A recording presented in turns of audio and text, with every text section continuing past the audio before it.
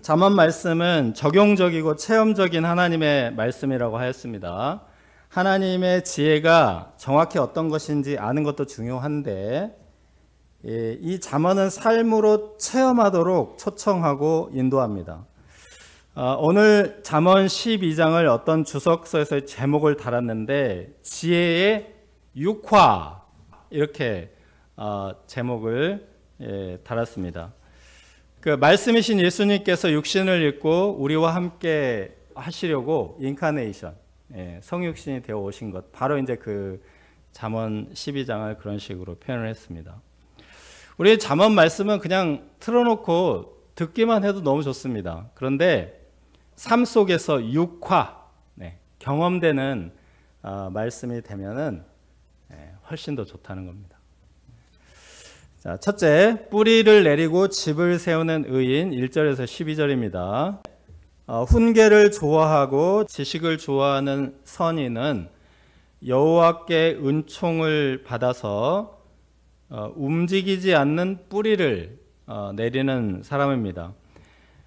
그런데 그 마음이 짐승과 같아서 징계를 싫어하는 악인은 여호와께 정죄를 받아서 굳게 서지 못합니다.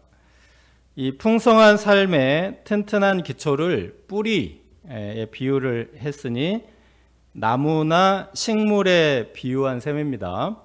나무나 식물은 뿌리가 정말 중요합니다. 뿌리는 땅 밑에 있어서 보이지 않습니다. 그러나 뿌리가 없으면 줄기도 없고 열매도 있을 수 없습니다. 뿌리가 얕게 내리면 바람에 흔들리다가 넘어지고 뽑혀버립니다. 먼저 깊이 뿌리 내리는 것이 중요합니다. 그런데 문제는 뿌리 내리는 것은 보이지 않는 데서 이루어진다는 것이죠. 우리는 보이지 않는 것을 좋아하지 않습니다. 위로 쑥쑥 자라고 꽃 피고 열매를 막 토실토실 맺는 것은 보이기 때문에 좋아하는데 땅속 깊이 뿌리를 내리는 것은 보이지도 않고 또 뿌리를 내리는 그 자체가 너무 힘들기 때문에 싫어합니다. 솔로몬은 이것이 큰 문제라고 이제 말하고 있습니다. 우리 인간에게 뿌리에 해당하는 것은 지혜, 훈계, 지식, 징계와 같은 것들입니다. 좋아한다, 싫어한다, 감정이 들어가 있습니다.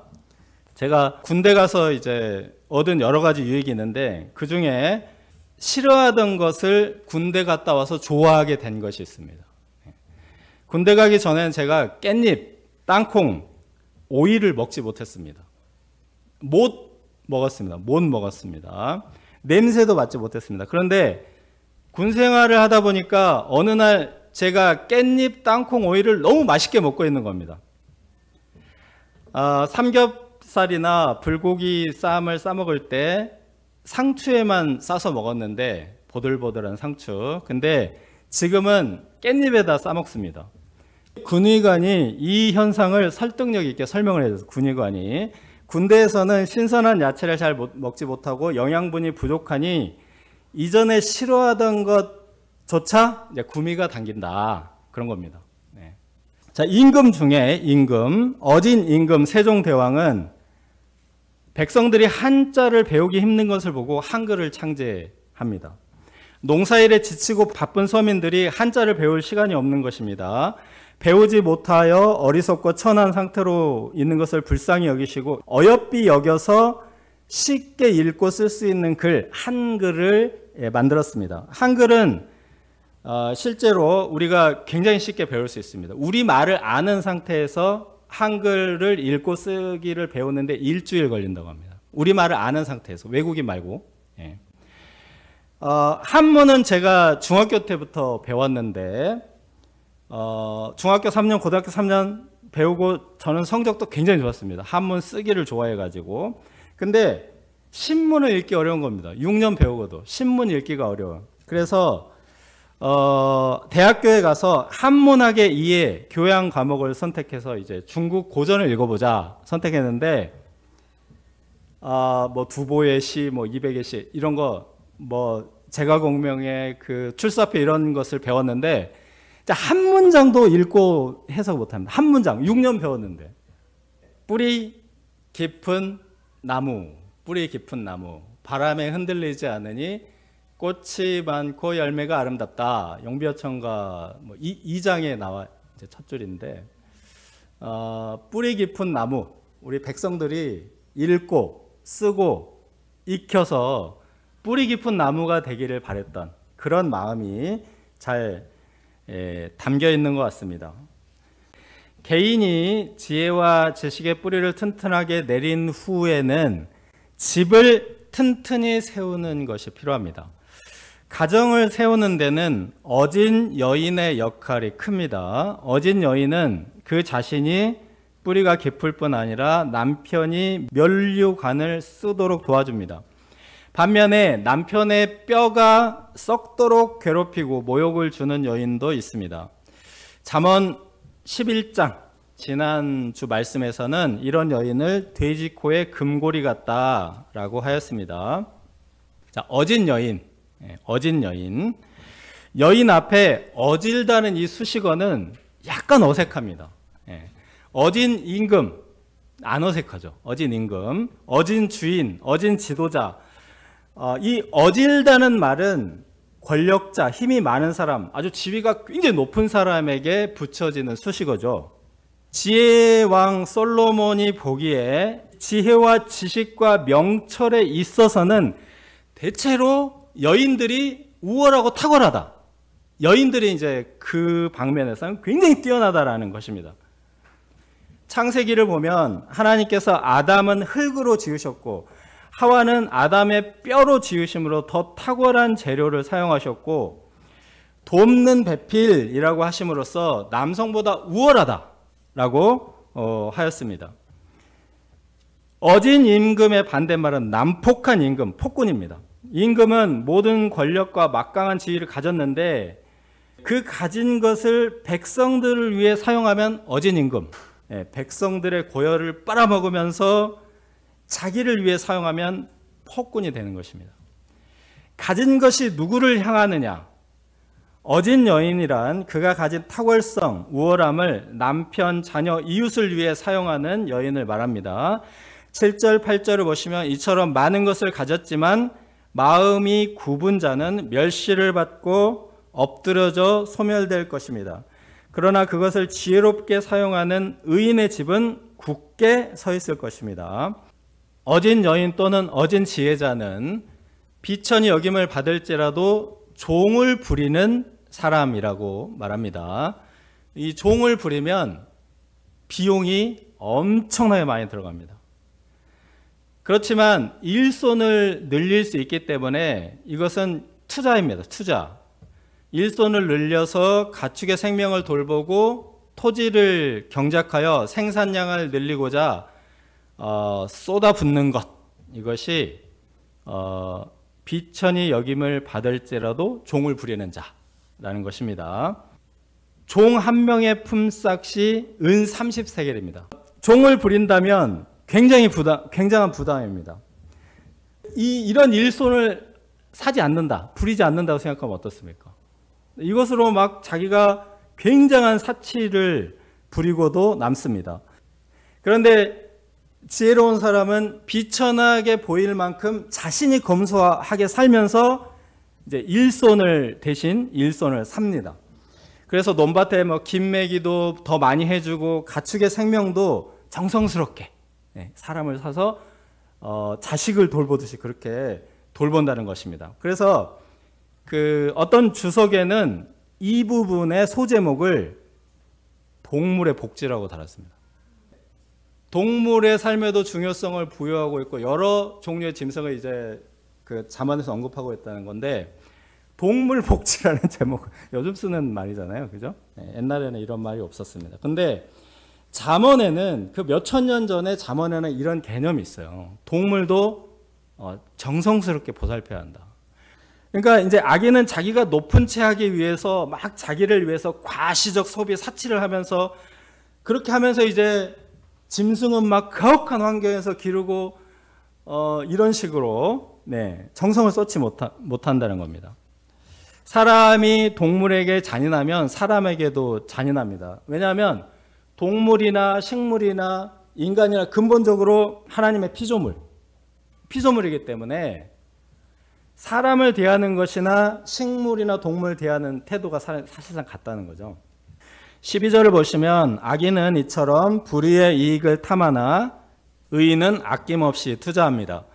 남편과 아내도 돌보고 짐승과 토지에도 정성을 들이며 삶의 뿌리를 깊이 내리는 것입니다.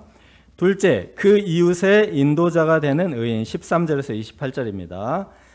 네, 입술의 허물, 입술의 열매, 이 두 가지가 대조가 됩니다. 솔로몬은 수욕을 참고 겸손하게 말할 것을 권장하고 있습니다. 분노를 쉽게 나타내는 언행이 입술의 허물이고 이것은 자신을 그물에 걸리게 한다. 큰 공경에 처하게 한다는 겁니다. 지혜와 징계를 통해서 내면의 뿌리가 깊은 사람과 뿌리가 얕은 사람의 차이입니다. 18절을 보시면 칼로 찌름같이 함부로 말하여 상처와 고통을 주는 사람도 있고 말로써 그 양약 같은 지혜로운 자 혀는 말로써 다친 마음, 병든 마음을 치료하기도 합니다. 자, 여기서는 칼과 혀를 비유하고 비교했습니다. 칼과 혀. 우리가 칼은 정말 조심합니다. 아이들 키우면은 정말 이제 칼 같은 뭐 날카로운 거, 뭐 뾰족한 거 너무 조심하죠. 이게 요리에는 너무나 유용한데 그렇지만 다룰 때는 조심스럽게 이제 다루어야 하는 것처럼 말도 마찬가지입니다. 말도 이것이 굉장한 유익한 일을 할 수 있는데 칼과 같아서 유익한 일을 할 수 있는데 또 굉장히 위험하다는 말입니다. 의사의 손에 들린 칼은 암에 걸린 사람도 살리고 요리사의 손에 들린 칼은 맛있는 음식으로 사람들을 기쁘게 합니다. 23절을 보시면 의사처럼 칼을 쓰는 사람, 요리사처럼 칼을 쓰는 사람을 지식을 감추는 슬기로움이라고 말합니다. 날카로운 칼일수록 뭐가 필요합니까? 집이 필요합니다. 칼집. 네, 칼집에다가 그 서슬퍼런 날을 잘 감추어 두어야 합니다. 그래야 이제 필요할 때 딱 꺼내서 적절하게 쓸 수 있습니다. 혀의 칼이 선한 말이 되어서 사람의 마음의 근심과 번뇌를 샥샥샥샥샥 요리를 이제 이렇게 하거나 아니면 수술을 하거나 이런 이제 의미입니다. 24절도 지도자 얘기고 26절도 인도자, 지도자 얘기죠. 그러면 이 지도자의 언어가 어떤 역할을 하느냐가 이제 25절 말씀이라는 겁니다. 솔로몬의 아들 르호보암이 왕위를 물려받았을 때 백성들이 이 새로운 왕에게 요구하는 바가 있었습니다. 솔로몬 왕이 너무 많은 건축 사업을 벌여서 세금을 너무 많이 거두었습니다. 부역을 또 많은 이제 부역을 해서 굉장히 힘들었습니다. 그래서 건축 감독관 여로보암을 데려와서 건축 사업을 줄여달라고. 그래서 통촉하여 주시옵소서 하고 이제 백성들이 와서 상소를 올린 겁니다. 이 르호보암 왕에게는 두 그룹의 신하들이 있었습니다. 나이가 많은 장로들, 이 사람들이 솔로몬을 섬겼던 신하들이고 이 나이가 많은 장로들은 백성들의 요구를 받아줘라, 짐을 덜어줘라고 조언을 했습니다. 그런데 나이가 어린 신하들은 반대로 얘기했습니다. 이 백성들과 기싸움에서 밀리면 안 된다. 처음부터 기싸움에서 밀리면 안 된다. 강하게 나가라 이렇게 조언을 했어요. 그래서 르호보암은 강하게 나아가기로 이제 작정을 했습니다. 자, 어린 사람들의 자문을 따라서 이제 말을 한 겁니다. 내 아버지가 너희의 멍에를 무겁게 하였으나 나는 너희의 멍에를 더욱 무겁게 할지라. 내 아버지는 채찍으로 너희를 징계하였으나 나는 전갈 채찍으로 너희를 징치할지라. 그래서 이 말을 듣고 10지파가 떠나감으로써 남유다와 북이스라엘이 분열되고 말았던 겁니다.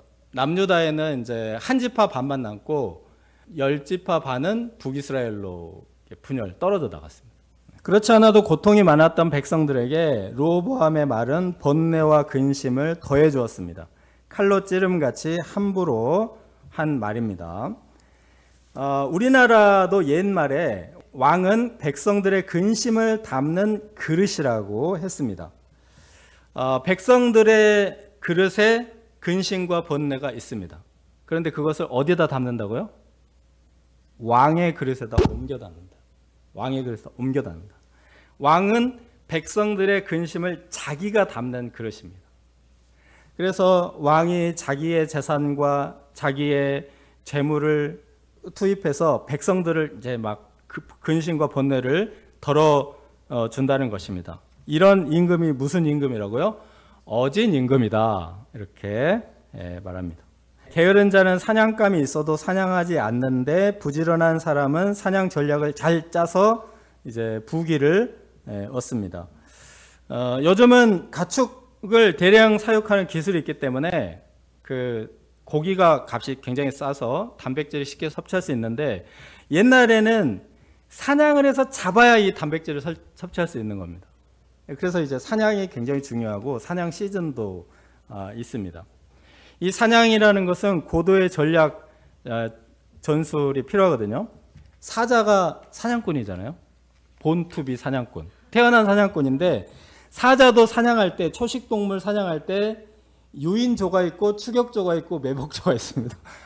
그냥 막 쫓아다니면서 그냥 막 이렇게 하지 않고 굉장히 전략적으로 사냥을 합니다. 사자는 몸이 무겁고 단거리 선수이기 때문에 막 300, 400m 뛸 수가 없어요. 그래서 아주 짧은 시간에 딱 잡아야 됩니다. 추격조가 쫓으니까 이제 그 비탈길 같은 데서 두 마리가 매복해 있다가 확 이렇게 덮치는 그런 장면을 어떻게 이걸 찍었네요. 그런데 이제 오늘 이 말씀에서 그 잡을 것이라고 말했습니다. 쉽게 잡을 수 있는 사냥감을 말하죠.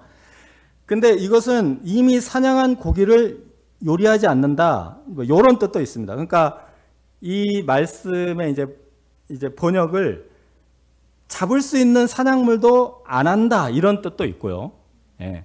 이미 잡은 사냥감을 요리를 안 한다. 이런 뜻도 있습니다. 그 두 가지 뜻으로 다 해석을 할 수 있어서 그래서 바른 성경은 잡은 사냥물도 요리하기 싫어하니 바른 성경 그리고 새 번역은 사냥한 것도 불에 구우려 하지 않지만 이런 식으로 번역을 할 수 있습니다. 이번에 그 흑백 요리사가 인기를 끌면서 파인다이닝이 널리 알려지게 되었습니다. 신선한 양질의 제철 재료를 정성 들여서 요리한 굉장히 고급 요리입니다. 보니까 막 가시 같은 것도 하나도 안 남기고 칼질할 때 정확히 가시 이렇게 전부 발라내고 비린내도 안 나도록 이렇게 조리를 굉장히 그 정성 들여서 하는 그런 요리이고 원래 식감이 잘 나면서 막 거친 맛이나 이런 게 없게 하는 그런 굉장히 맛있는 요리라고 합니다. 소 한 마리 우리 갖다 주면 못 먹어요. 소 어떻게 먹습니까? 닭 갖다 주면 못 먹어요. 심지어는 죽어있는 생선도 잘 못 잡잖아요. 그래서 요즘은 다 탁탁탁탁 이렇게 쳐가지고 가운데 또만 사오지 않습니까? 이 요리라는 게 굉장히 손질이 어렵습니다. 그리고 나서 뭐 수없이 칼질하고 삶고 데치고 굽고 찌고 이렇게 하는 겁니다. 우리가 입술의 열매를 이렇게 맺어야 한다는 말씀입니다. 오늘 본문 1절로 다시 돌아가면 훈계와 지식, 즉 하나님의 말씀 우리가 잘 듣고 징계받기 좋아하고 15절 말씀에 권고를 듣는 지혜로운 자가 되는 것. 먼저는 재료가 내 마음 안에 들어와야 합니다. 그 다음에 이 재료를 마구 꺼내놓으면 이제 그것은 이게 날 것 그대로 먹을 수 없습니다. 막 갖다 꺼내놓으면 자 오늘 치킨 먹자 하고 닭 한 마리 넣고 그러면 안 되지 않습니까? 예. 그래서 이것을 이제 굽고 찌고 삶고 데치고 칼로 탁탁탁탁탁탁 쓱쓱쓱쓱 이렇게 요리를 해가지고 그렇게 내놔라. 이게 이제 선하고 지혜로운 말입니다. 이것이 입술의 열매라는 말씀입니다. 이런 과정을 거치는 것을 뿌리 내리기에 비유를 했습니다. 겉으로 드러나는 열매도 아름다운 꽃도 보이지 않는 그 과정을 거칠 때 언젠가 하나님의 말씀을 통한 아름다운 꽃과 먹을 만한 열매를 맺을 수 있습니다. 우리가 뿌리를 내리고 집을 견고하게 세우는 과정을 거쳐서 이웃의 인도자가 되기까지 열매가 풍성한 지혜자들이 될 수 있기를 기도합니다.